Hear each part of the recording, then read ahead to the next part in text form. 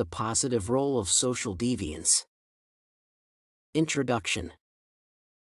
Sociologists following the functionalist approach have viewed deviance as an integral element of a functioning society.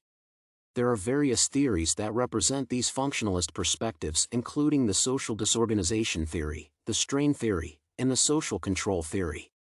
Social deviance plays a positive role in society as it opens channels of discussion, inclusivity, freedom, and truth. Social disorganization theory.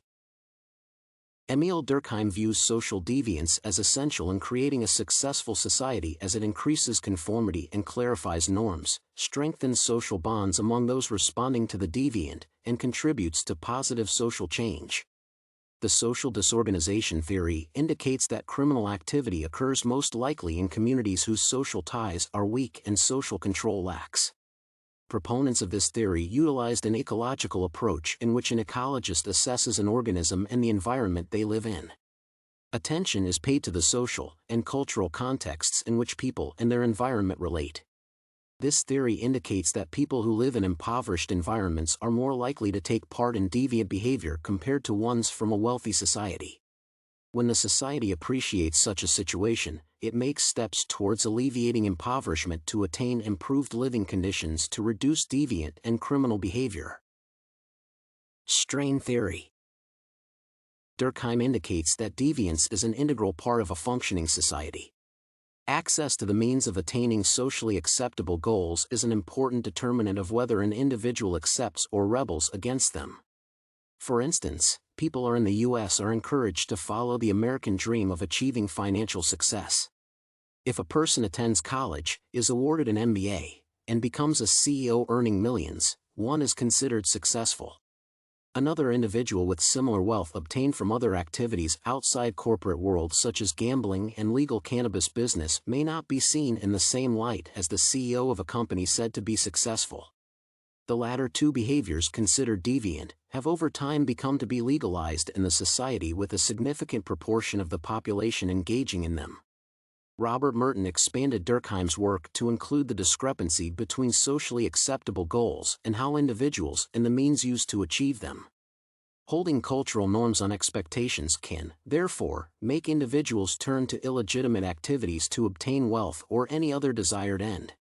It is this discrepancy in attaining these goals that is referred to as strain. Forms of strain include familial, economic, educational, and discrimination based on factors such as race and gender. People who are marginalized by forms of discrimination can result in what is considered deviant behavior to ease their strain. For example, the Black Lives Matter movement protested against police violence against African Americans. Strained African Americans have historically protested against social injustice. This has resulted in getting the society and lawmakers to enact legislation that has led to the improvement of their general well-being. They have been able to attain economic empowerment through affirmative action and laws that prohibit systemic discrimination. The strain theory has, however, been criticized for the fact that characterizing acquisition crimes as deviant may produce policies that may seek to control individuals' behavior rather than make society equitable. Social control theory. Developed by Travis Hershey, the social control theory attempts to answer why people adhere to social norms. This approach tries to expound on why people are not more deviant. The bonds to conventional social leanings make people feel connected to society and less likely to behave in a criminal or deviant manner. These bonds include commitment, attachment, belief, and involvement. Societies exercise social control in the form of regulations and enforcement of widely accepted practices and norms. The main goal of social control is to maintain social order in day-to-day life. Whether a certain activity is deviant depends on how a particular society responds to that act. The role of social deviance. Deviance is the source of a society's understanding of the disruption and realignment that takes place over time.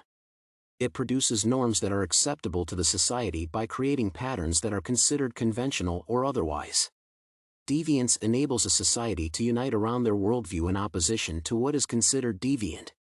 Consequently, parameters are created between different societies with different norms.